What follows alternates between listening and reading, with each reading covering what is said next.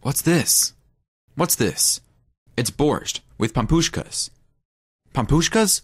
God, what is the nonsense? Why do all people have just soup, just mashed potatoes? And we have borscht with pampushki, potatoes, cutlets. Couldn't you cook normally and talk instead of mumbling? Robbie, don't shout. Why are you so nervous? Robert stood up.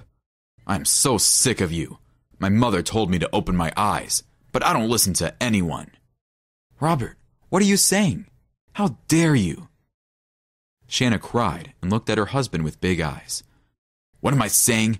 I'm saying that I'm sick of you and your love and your coddling. Do you understand now? But we're husband and wife. I love you. We have Eugene. So what? So if we have Eugene, I have to suffer with you all my life? I can't go anywhere with you. You're a redneck. Shana was already crying. I never lived in the farm.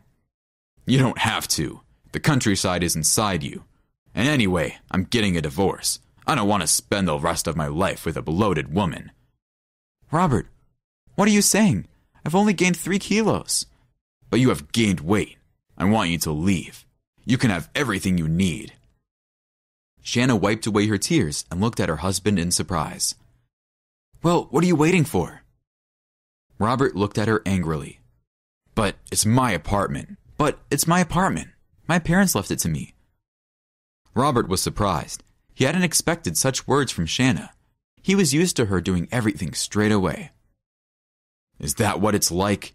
You're all so petty and mercenary. All right, I'll leave, but don't think I'll prove that you and your son were sitting on my neck and sue you for your apartment. Shame on you. Robert quickly threw some things into his bag and headed for the door. Shana was quick to react. She jumped up and stood in front of him. Robert, don't go. Where are you going? What about us? What about me and Eugene? You've always thought only of yourself. Now think, what about me? He pushed her away and walked out the door. Shana sat quietly on the floor and sobbed.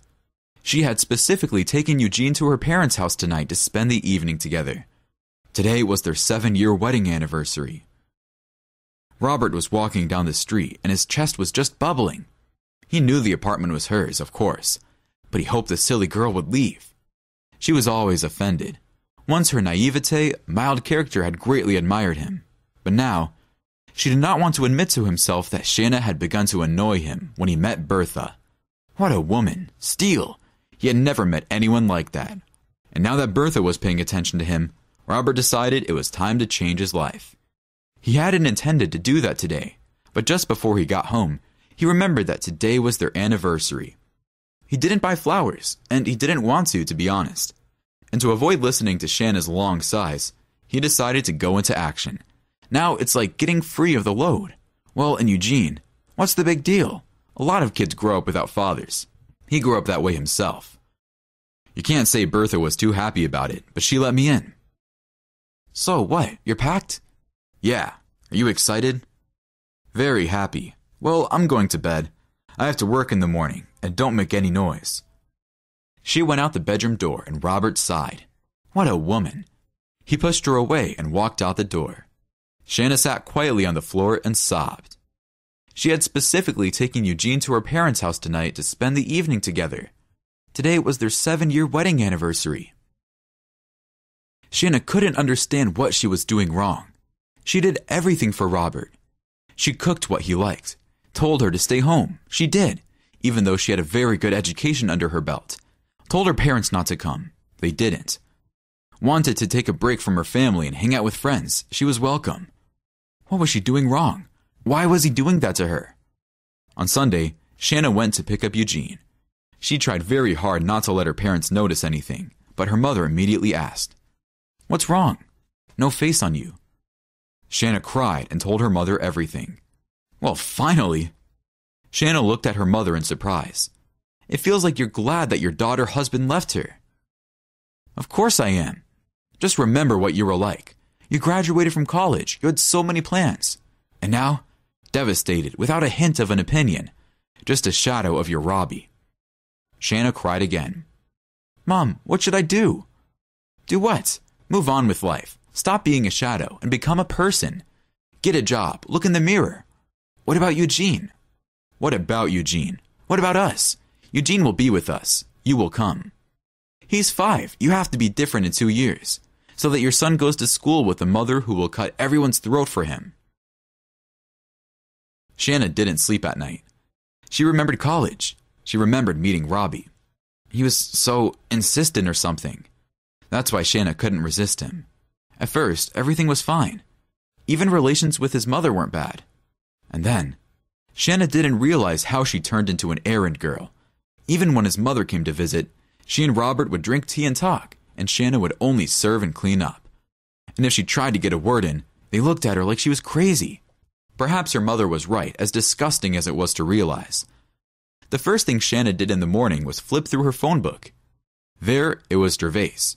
He was the head boy in the group, had gone straight to his profession after college, and a few years ago they had met by chance.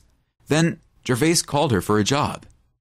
"Shana, you were the best. Why aren't you working?" "I have a small child." "Really? Congratulations. And I thought you decided to give up on everything." She was so embarrassed, and the only reason she wrote down Gervais's phone number was so he'd leave quickly. It was twice as bad that Gervais had once tried to woo her and she'd chosen Robert. Then, when they had met, she regretted nothing. She was even angry with Gervais because she didn't understand what a man so passionate about work could know about real happiness. She did not hesitate to dial his number. Gervais answered immediately. "Hello." "Gervais, hello. This is Shana." She couldn't even fully introduce herself. "Shana, well, of course I recognize you. Is something wrong?" "Gervais, I was wondering if you could help me with a job. I haven't worked since college, of course, but I haven't forgotten anything, honestly." There was silence on the other end of the phone. Shana thought it was a mistake to call, and it only made Gervais uncomfortable. "Shana, of course I can. We can meet. We could talk. I could tell you what we do. You could tell me what you would like." "Yes, come on. I'll be back in town tomorrow.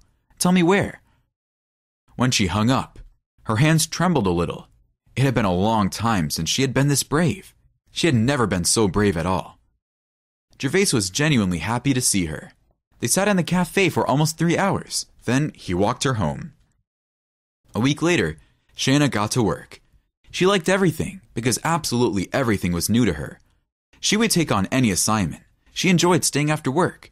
Very soon, her zeal was noticed. 2 years later, Shana was already the head of the department. Shana was leading Eugene by the hand to the first grade. Shana was leading Eugene by the hand to the first grade and remembered her mother's words.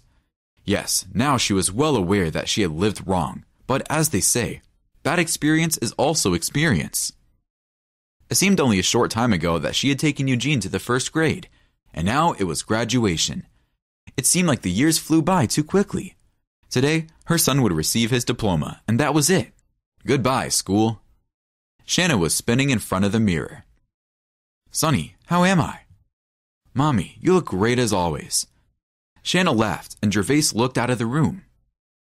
They decided to walk. They had to pick up some flowers on the way.